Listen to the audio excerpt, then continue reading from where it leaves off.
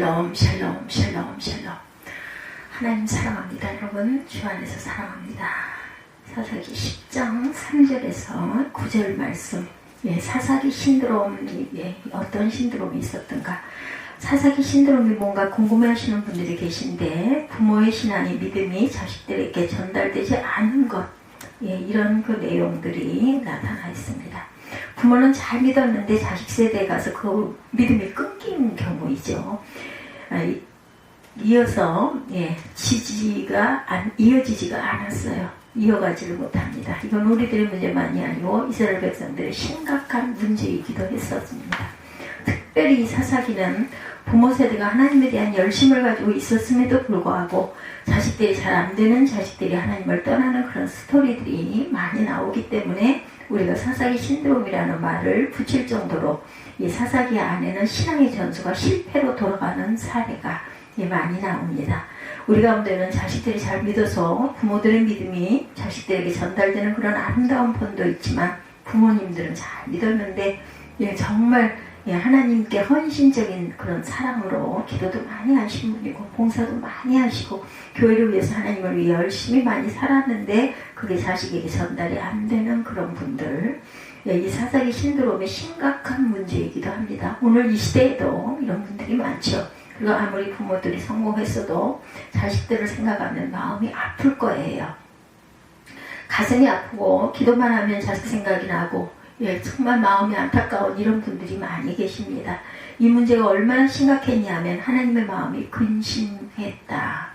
16절에 여호와께서 이스라엘의 공고로 인하여 마음에 근심하신다, 이렇게 말씀하고 있죠. 보면 근심하셨다라고 말씀하고 있습니다.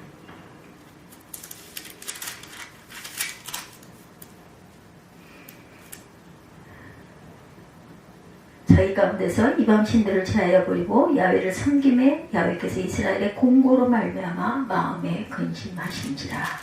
하나님이 근심했다는 그런 말은 성경에 자주 나오지 않습니다. 특별한 표현이기도 합니다. 하나님이 고민하셨어요. 하나님 무슨 고민을 하시나 그렇게 생각할지 모르겠지만 고민하셨어요. 근심하셨어요. 근심하셨다는 말은 자주 나오는 말이 아닙니다. 그런데 어떤 상황에서 나오냐면 부모의 믿음이 자식에게 전수가 안 되었을 때, 그리고 그 자식들이 결국 다른 길로 가서 학대를 당하고 불행해지고 하나님을 떠난 뒤에 보니 8절에 그 자식들이 18년 동안이나 학대를 당했다, 이렇게 나오고 있습니다. 부모는 믿음으로 살았는데 자식들이 믿음을 떠나는 것을 보고 하나님의 마음이 근심했다라는 거죠. 떠나는 그 모습을 보고 하나님의 마음이 근심했다. 18절에 길르앗 백성과 방백들은 서로를 누가 먼저 나와 싸움 먼저서 그 싸움을 시작하랴 길르앗 모든 주민의 머리가 되리라, 이렇게 이야기하고 있습니다.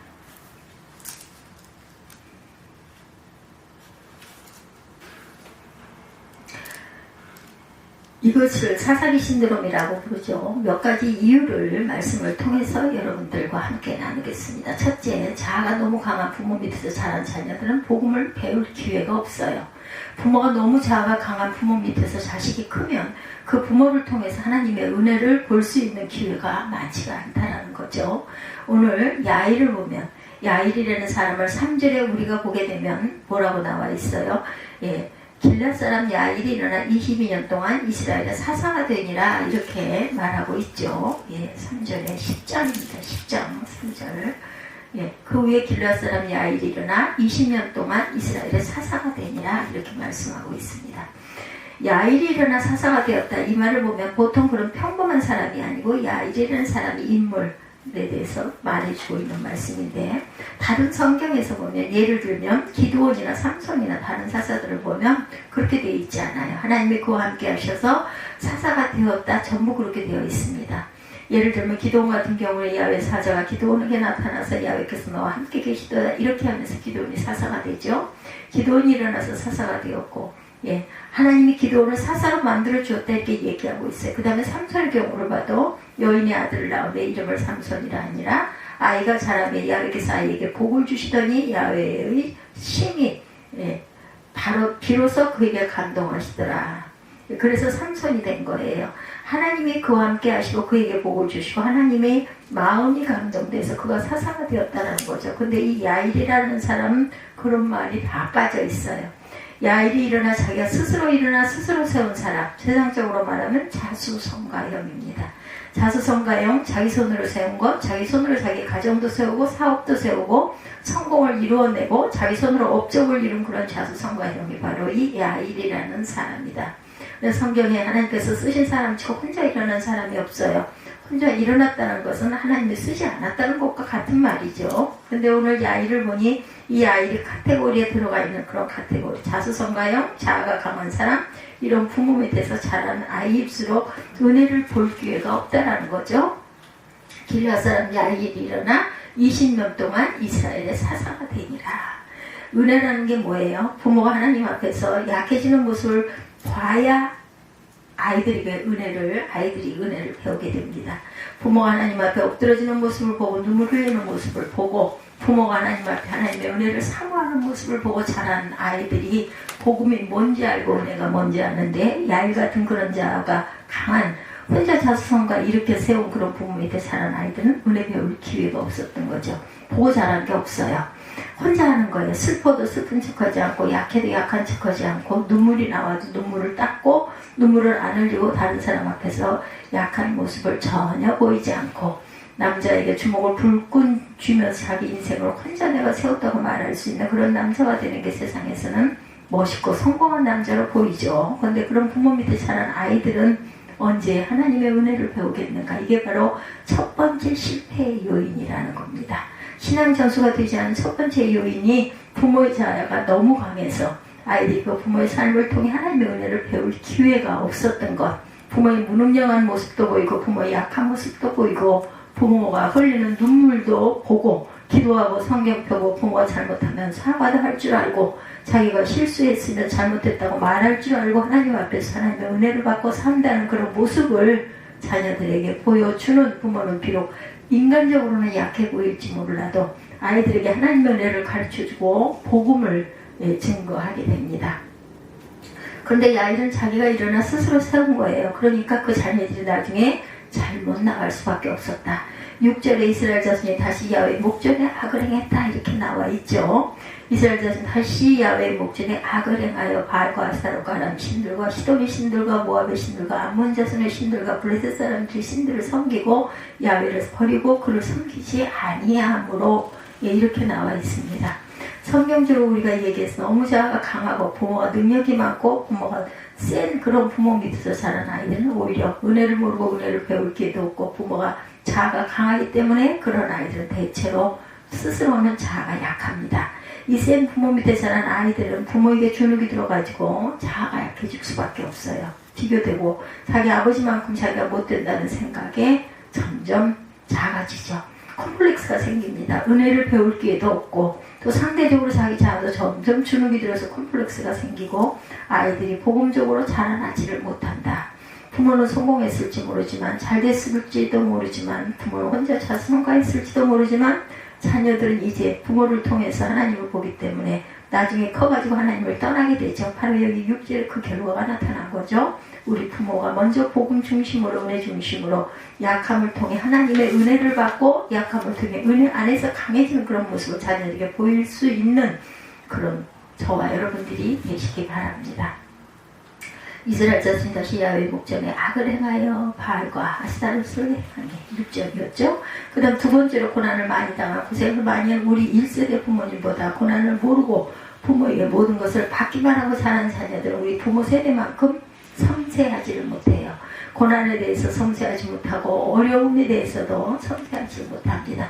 우리 부모님 세대들은 고난을 통해 고난을 통과하면서 섬세함을 배우고 흔들려도 균형 잡는 법을 배우고 넘어졌다고도 다시 일어나는 법을 배우고 또한 이래서 그러한 그 삶의 섬세한 그런 부분들을 부모는 몸에 익히고 있던 것이죠. 우리 부모님들을 보면 1세대 부모님들 정말 얼마나 믿음 생활도 잘하고 밖에 나가 열심히 살고 전도도 열심히 하고 웬만한 고난 같은 것은 끄떡도 안 하신 그런 윗세대, 제 윗세대 정도 되시는 그런 부모님들, 그죠? 배에 오래 타고 있으면 멀미를 안 하는 것처럼 부모님들도 그때 하도 어려운 삶을 살다 보니까 인생을 통과하면서 살았기 때문에 웬만한 거 가지고는 그죠? 멀미를 하지가 않는다는 거. 정말 강하게 사셨어요. 그랬기 때문에 이 후대들이 이만큼 잘 삽니다. 우리 자녀 세대들은 우리 부모님만큼 그렇게 섬세하지를 못하다. 무조건 받기만 하고 컸기 때문에 이 아이의 자식들을 보면 자수성가에서 그런 자식들에게 얼마나 좋은 것을 많이 줬을까요? 그렇죠. 4절에 그에게 아들 30이 있고 어린 나귀 30을 탔고 하고 증거합니다. 아들 30명이 어린 나귀 30을 탔고 성 30개를 가졌다. 그 성읍들은 길앗 땅에 있고 오늘까지 하봇 야일이라 부르더라. 야일의 동네예요. 하봇 야일이라는 것은. 그 다음에 아들 하나씩 전부 성을 줬죠. 부동산 많이 모아가지고 부동산을 나눠줍니다. 아이들한테. 이게 문제였던 거. 우리 부모 세대 고난을 통과했기 때문에 이런 물질이나 어떤 세상의 성공을 신앙적으로 감당할 수 있는 균형과 섬세함이 있는데 우리 자녀들은 그걸 배울 기회가 없는 가운데 부모들이 그냥 물려준 것을 가지고 잘 먹고 잘 입고 좋은 학교 가고 최고 인생을 살아가는 그런 자녀들은 약간만 어려운 일이 생기면 휘청거린다라는 거. 그런 균형 감각이 없어요. 우리 자녀들은 이 아이를 생각에는 자기 자식한테 좋은 거 물려주고 좋은 집 사주고 좋은 차 사주고 좋은 옷 입혀서 좋은 학교 보내 이렇게 키우면 행복할 줄 알았는데 결과는 오히려 연약해지고 불행하고 하나님을 배우지를 못했다. 부모 세대까지는 그런 것을 감당할 수 있는 섬세함이 있었는데 이 세대에게는 그런 것이 없다는 거죠. 몰랐다라는 거. 그걸 모르고 자기는 고생했지만 우리 자식들은 고생시키면 안 되겠다. 이래가지고 나눠주고 그리고 성도 사주고 그러니까 자식들의 좋은 것을 다 줬지만 결국은 자식들이 하나님을 떠납니다. 아메리칸 드림을 위해서 와서 아메리칸 드림을 이루는데 부모들은 한국에서 고생하고 얼마나 그 힘든 그런 시대를 통과하면서 저항력도 강해지고 웬만한 고난은 충분히 넘어갈 수 있는 힘들이 있다는데 자식들은 그게 없어요. 그런 애들한테 무조건 나눠주고 섬기어주고 그러니까 애들이 행복한 게 아니라 하나님을 더 잘 믿는 게 아니고 하나님이 어디 있어 이렇게 됐다는 거. 부모는 내가 고생하면서 하나님 믿기 참 힘들었는데 니네는 편하게 하나님 믿어라. 우리는 그저 고생 고달프게 하나님 믿었는데 니네는 좀 편안하게 하나님 믿게 해준다는 그렇게 했는데 결과는 오히려 반대였다. 편안하게 하나님 믿기는커녕 하나님을 완전히 떠나죠. 그런 게 없어. 곧바로 나옵니다. 6절에 이스라엘 자손이 아예 목전을 사악을 행했다. 사실인지 확인은 안 해봤지만 상당히 타당성 있는 그런 집사님의 이야기입니다. 미국에서 키우는 산삼, 미국에서 재배하는 산삼. 겉으로 보기에는 크기도 크고 굉장히 멀쩡해 보이는데 한국에서 키우는 산삼에 비해 약효가 10분의 1밖에 안 된다 그래요. 미국에서 좋은 땅에서 좋은 양지에서 대량 생산한 산삼은 한국의 산골, 그늘질 나무 밑에서 빼빼 마르고 거칠거칠하게 자란 산삼에 비해서 약효가 10분의 1밖에 되지 않는다. 한국의 도라지 정도밖에 안 된다는 거죠. 효과가 도라지 좋은 땅에서 양지에서 키웠는데 겉으로 보면 멀쩡하고 반질반질해요. 그런데 이 빼빼 마르고 거칠거칠하고 조그만 이 산삼이 그 안에 엄청난 효력이 들어있다는 거죠. 그늘에서 자랐기 때문에 그늘에서 커야 되기 때문에 그늘에서 크면 빛을 많이 못 받아요. 빛을 많이 못 받는데 조그만 빛을 받으면 그 빛을 가지고 생존하는 법을 배웠기 때문에 그 안에 엄청난 고난의 어떤 파워가 들어있어서 그 약효가 귀하다. 가만히 생각해 봅니다. 여러분들은 한국의 산삼이시죠? 여러분 자녀들은 다 미국 산삼이에요.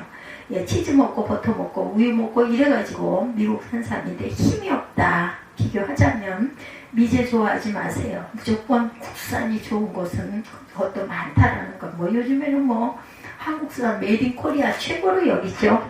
그런데 한 20-30년 전만 해도 이렇지는 않았어요. 그 위는 더더군다나 자페니스, 차이니스 그리고 맨 나중에 어느 나라 사람입니까? 코리아 했었던 기억이 저도 납니다.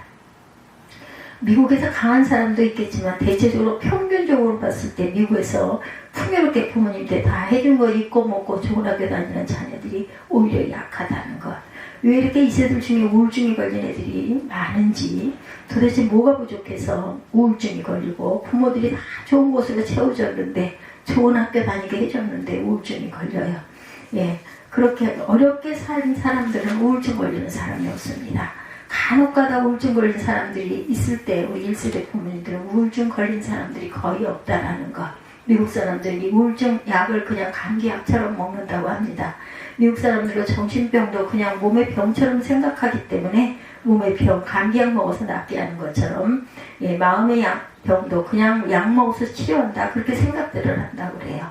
그냥 심플하게 벌써 몸의 병과 마음의 병은 완전 다르게 보였다라는 거죠. 우리 한국 사람들은 몸의 병은 감기약 먹어서 낫지만 마음의 병은 약 먹어서 치료한다는 그런 생각을 안 하는데 그 서양 사람들은 대체로 쉽게 생각한다는 것. 그래서 쉽게 약을 먹고 약 먹고 산이 약해질 수밖에 없죠. 약 안 먹고 건강해야 약 먹고 건강한 건 아무 소용이 없다라는 거죠. 근데 우리 부모님들이 사실은 야일처럼 우리가 실수를 한 거예요. 여러분들은 고생했으니까 자식들은 고생 안 시키고 편하게 잘 살 수 있게 해줘야지. 이게 문제였다라는 거. 편하게 해주고 좋은 학교 보내고 좋은 옷 입혀서 좋은 것 먹여서 이렇게 하면 아이들도 하나님 잘 믿겠지. 그것이 실수였다라는 거죠. 야일이 자기는 1세대니까 자기가 감당할 수 있었는데 자기 자식들은 것을 감당하지 못합니다. 하기 싫은 것은 안 하고 살 수 있는 그런 세대들. 우리 1세대들은 하기 싫어도 해야만 했던 그런 세대고 우리 자녀들은 하기 싫으면 안 하고 살아도 되는 우리는 영어 하기 싫어도 영어를 했어요. 그렇죠? 그런데 2세대들은 뭐 안 하고 싶으면 안 할 수 있는 거죠. 한국말 하기 싫으면 안 해요. 그리고 한국말 안 해도 아무 문제 없이 살죠.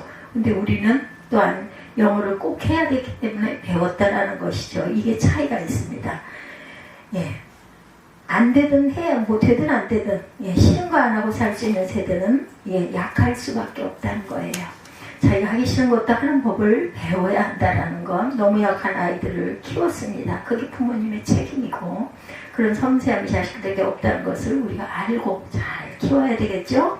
우리가 야일처럼 잘 키우지를 못했어요. 결국 이 자식 세대는 부모 세대만큼 섬세한 그런 인간들이 아니기 때문에 한쪽으로 치우쳐져서 자랐기 때문에 우유 먹고 버터 먹고 양지에서 좋은 땅에서 컸기 때문에 나약한 인물들, 하나님을 모르는 인물들이 되고 맙니다.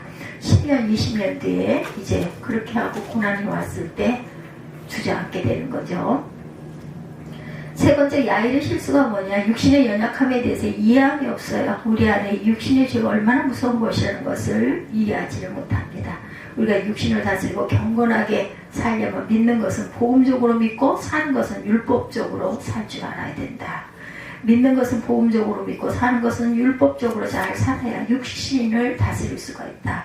근데 믿는 것은 복음적으로 믿고 사는 것은 멋대로 살기 때문에 부모가 그렇게 살았으니 자식이 그것을 보고 그냥 예수 믿고 천당 가면 그뿐이구나. 사는 것은 자기 멋대로 사는 것.